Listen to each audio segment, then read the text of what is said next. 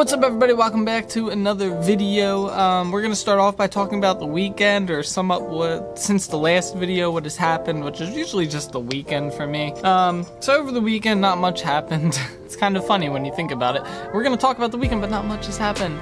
Samantha and I, we went to this really big, it was like a farm park. It was like it's big farmland, okay, with like walking paths and woods and stuff through it. It's pretty cool. We went there. We were trying to catch shiny Pikachu. If you haven't noticed from these videos, we play Pokemon Go pretty regularly. We both love the game a lot, and we both find good amusement in it and stuff like that. So we go out and we catch Pokemon. So yeah, that's what we did. We went. They were doing like shiny Pikachus are released now inside the game, so we were trying to catch a bunch of Pikachus to try and catch a shiny one. I don't think either of us have gotten one yet, despite her catching like 80 some Pikachus and me catching like 20. So yeah, so we went there 2 days in a row. The first day we kind of just walked around and stuff for about like 3-4 hours, and then the second day we went back and we there's this bike thing called Zagster, and basically you use an app on a mobile device and you can rent a bike.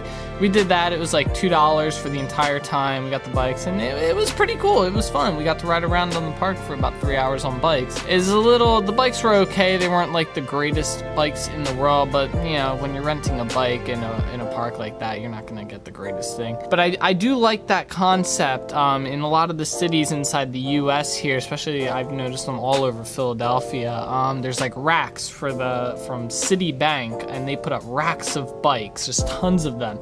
And I think it's a really cool concept. I want to actually go make a video down in the city, and I was actually thinking that'd be a good way to get around and make the video, but that's all still in the works and stuff like that. Also, I finally beat Kingdom Hearts 1. I started playing this probably around the time when I started uploading these videos, so it's taken me quite a little bit, but I don't get to play it all the time because I'm busy, and it's at Samantha's house, the PlayStation, and the game, so I don't get to play it that much. But yeah, it was a really good game. I loved the story. There were some levels that I thought were kind of a pain in the ass, like Atlantica, and the final boss fight was just completely Japanese, like 10-tier fight of death. That was so annoying.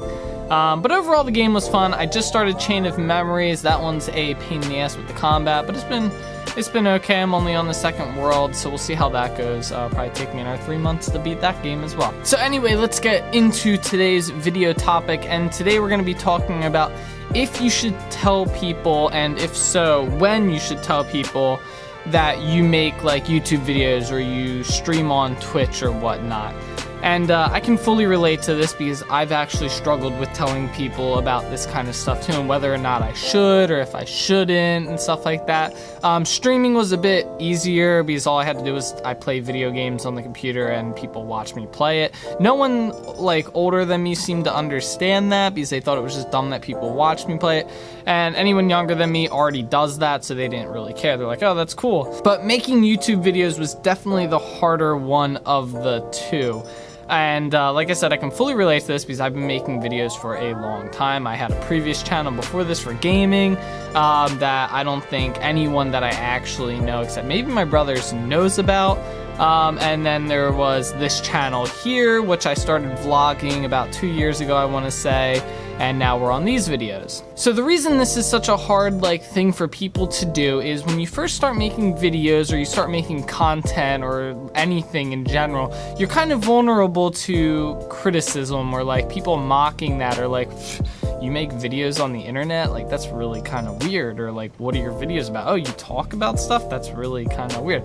People don't really, I want to say, a lot of people don't fully understand the idea of YouTube or the idea of streaming and Twitch and stuff like that. They're still a little new to it. They don't fully get it. And you know, even the people that do get it, when they find out you're a person on YouTube, it's kind of like, do I want them watching my videos? Do I think it'll be kind of weird? You know, will they make fun of me? Will they think my videos are like, oh man, he's weird for making these videos, you know, or I didn't know that about him and stuff like that.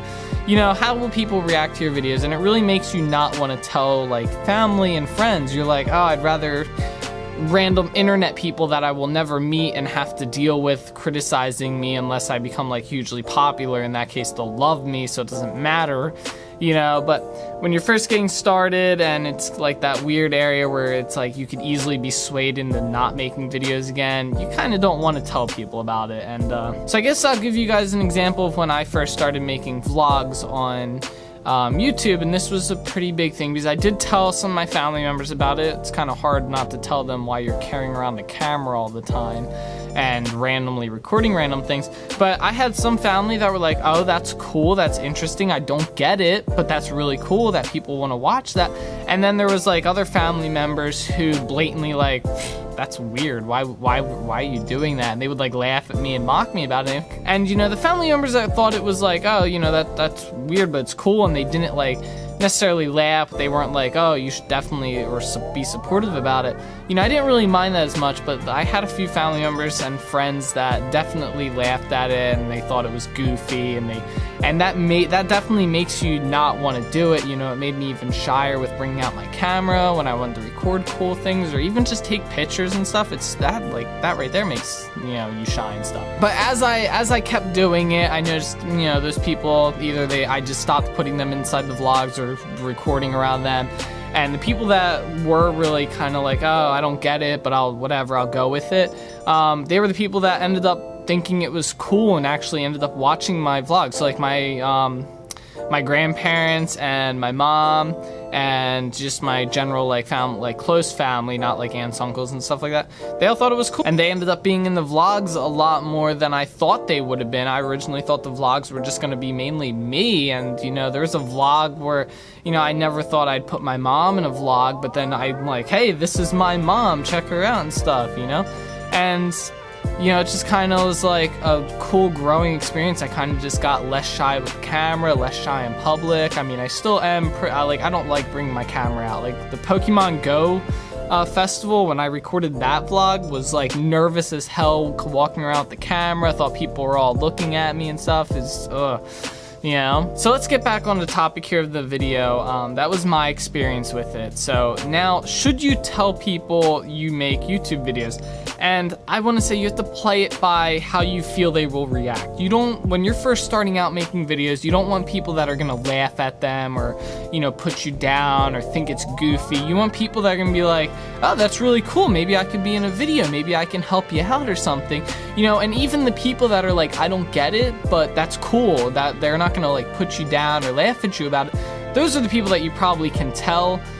People that won't like mock you about it and stuff like that, those are the people that you should be fine with telling, you know. But if you even think someone's gonna be negative about it or laugh at you or say it's goofy, I would avoid telling them until you can basically, in my opinion, smack them back, be like, yeah, well, I got 1,000 people watching my video, which doesn't sound like a lot, but to that person, when they hear you have 1,000 people watching your videos, I guarantee you they're gonna be like, oh damn, man, he's got 1,000 people watching this video? That's legit. That's definitely, you wanna definitely pick and choose the people you wanna tell. I would definitely tell people right off the bat though, if you're gonna be making videos and stuff like that, especially if they're gonna be around you when you're making the video, or if they're gonna be in some of these videos. If you're a daily vlogger and you're recording your family, you should probably let them know what the hell you're doing so they don't think you're a whack job walking around with the camera recording them, and then they ask you what you're doing, you're like, I'm posting videos online. They may not like that. They may find that a bit intrusive. So especially if you're gonna be trying to make these videos like a legitimate everyday thing or like weekly thing, or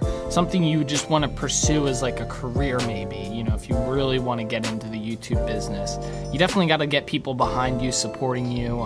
If you don't happen to have a lot of people behind you supporting you, maybe just go out there and get some people behind you. I definitely think it's helpful when you have people that are like, hey, that video was awesome, or hey, that was like a cool video, definitely keep it up, I'm looking forward to your next one. When you have people giving you positive like feedback on that, it makes you want to do more. I always know whenever I get a comment that's like this video, or like people are like, yo, I think these videos are doing great for you, and I think you finally found something that you like doing and stuff, it makes me want to make another video right then and there.